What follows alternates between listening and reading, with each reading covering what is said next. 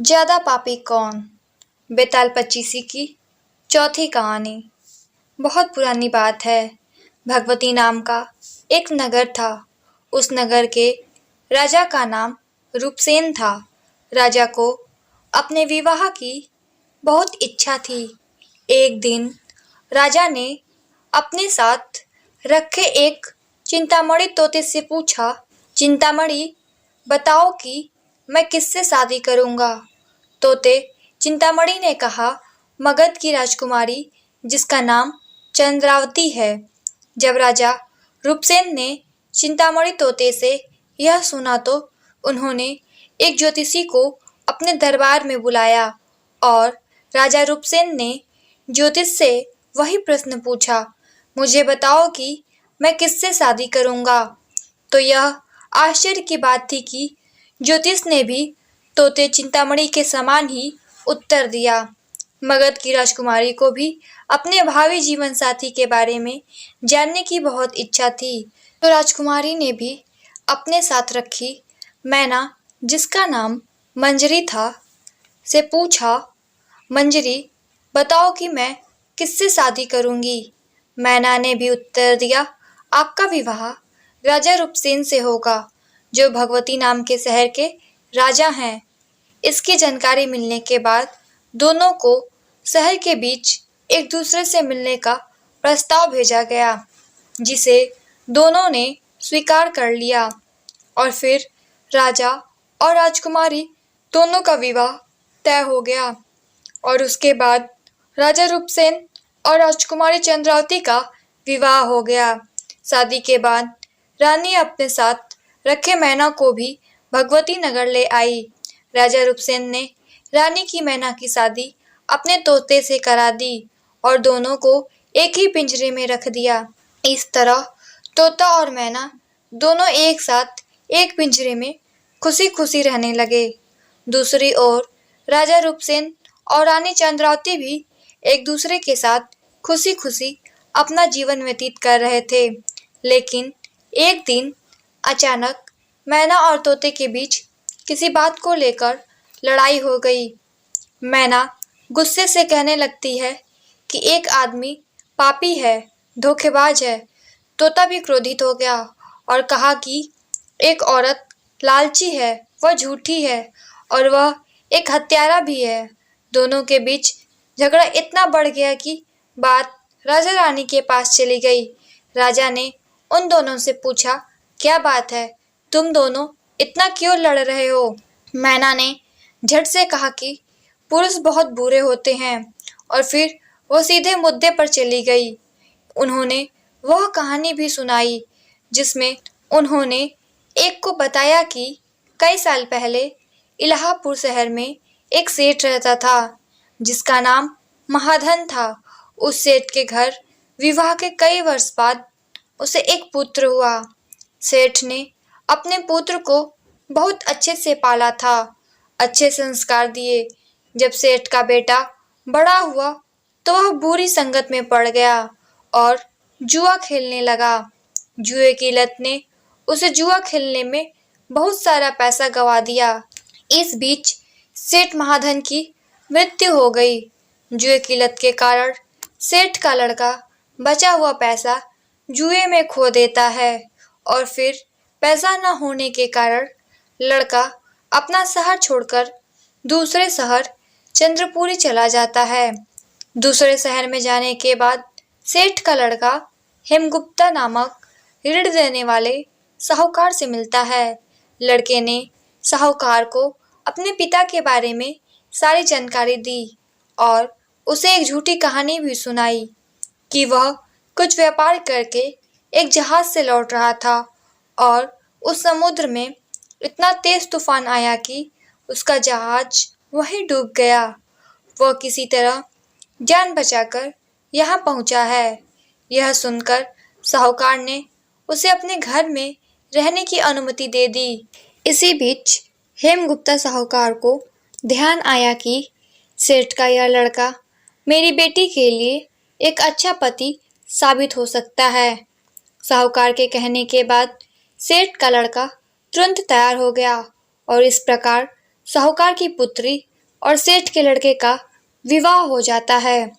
शादी के कुछ दिन के बाद साहूकार अपने दामाद का काफी सत्कार करने के बाद साहूकार ने अपनी बेटी को खूब सारा धन देकर उसे विदा कर देता है।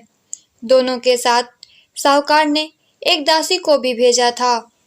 जब सेठ का पुत्र साहूकार की पुत्री को अपने साथ ले जा रहा था तो उसने अपनी पत्नी से कहा कि तुम अपने सारे गहने मुझे दे दो, इस रास्ते में कई लुटेरे रहते हैं। तो उसकी पत्नी ने उसकी बात को मान लिया और अपना सारा गहना निकालकर अपने पति को दे दिया। उसके पति ने उस दासी को मारकर कुएं में फेंक दिया और अपनी पत्नी को भी कुएं में पीछे से धक्का दे दिया। लड़की जोर जोर से रोने लगती है और उसके रोने की आवाज को सुनकर वहां से एक व्यक्ति गुजर रहा होता है। वह महिला को कुएं से निकलने में मदद करता है और उसके घर का पता पूछता है और फिर वह अपने पिता के पास पहुंच जाती है। उसने अपने पिता को सारी बात सुनाई। उसके पिता ने कहा कुछ लुटेरों ने उसे लूट लिया होगा और दासी को मार दिया होगा। साहूकार अपनी रोती हुई बेटी को समझाते हुए कहता है कि तुम चिंता मत करो, तुम्हारा पति जिंदा ही होगा और वो कभी ना कभी लौटकर तुम्हारे पास जरूर आएगा। उधर सेठ का लड़का अपने नगर पहुंचकर दोबारा से सारे पैसे और जेवरात जुए में हार जाता है और पैसा खत्म होने के बाद उसकी हालत पहले से भी ज्यादा बुरी हो जाती है। फिर वह लड़का काफी परेशान होकर सोचता है कि मैं फिर से उसी नगर में जाकर साहूकार के पास जाता हूँ। वहां पहुंचते ही उसकी मुलाकात उसकी पत्नी से होती है। उसकी पत्नी उसे देखकर बहुत खुश होती है और कहती है कि मैंने अपने पिताजी को सच नहीं बताया है, मैंने अपने पिताजी को कोई झूठी कहानी सुना दी है। और उसने झूठी कहानी के बारे में अपने पति को सारी बात बता दी। जैसे ही साहूकार अपने दामाद से मिलता है तो वे उसका फिर से भव्य स्वागत करता है। कुछ दिन के बाद साहूकार के घर में एक अजीब घटना घटती है। सेठ का लड़का अपनी पत्नी को मारकर सारे जेवरात लेकर वहां से भाग जाता है।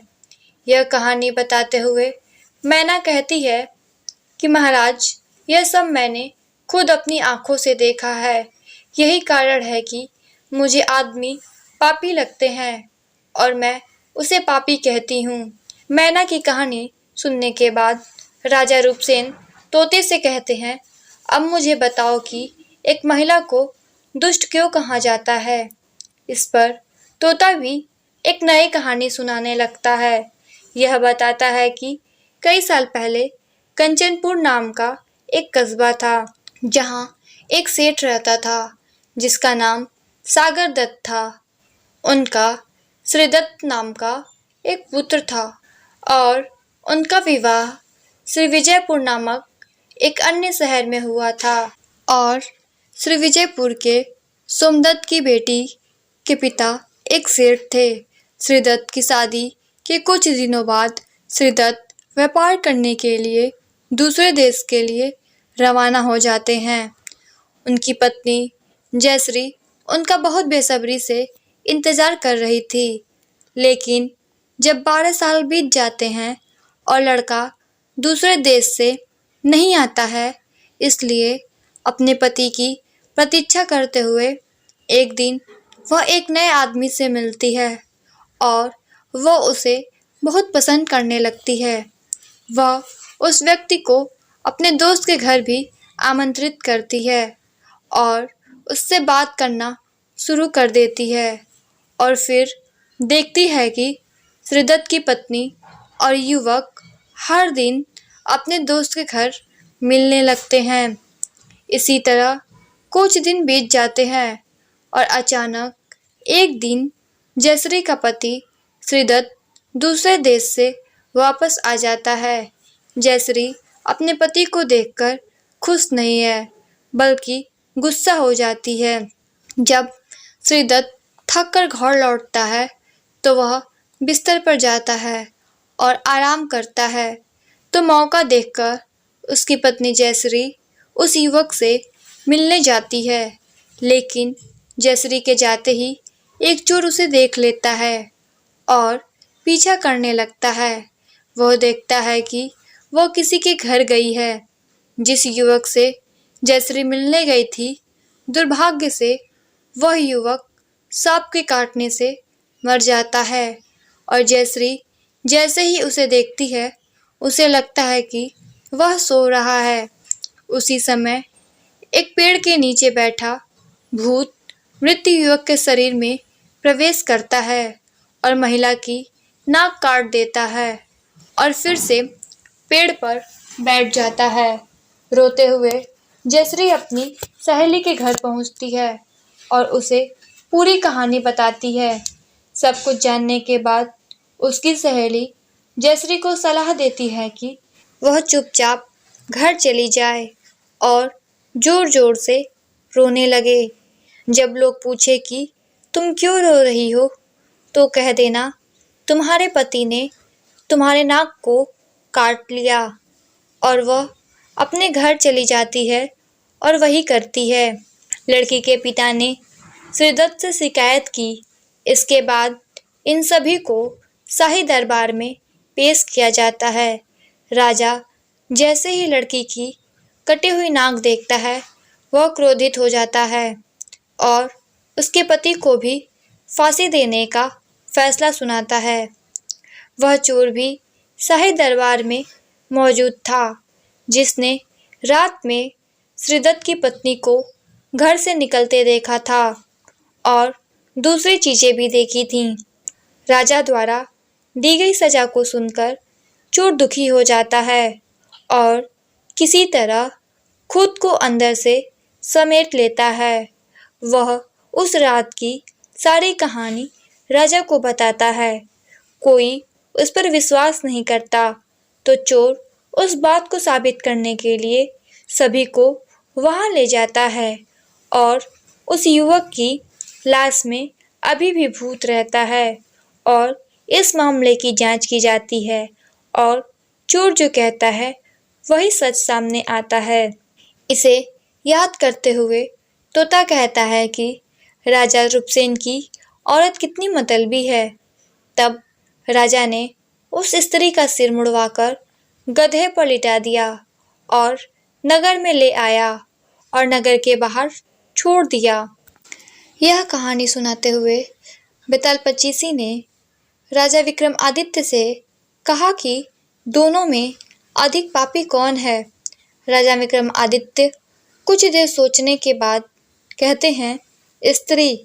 बेताल पच्चीसी ने पूछा, क्यों?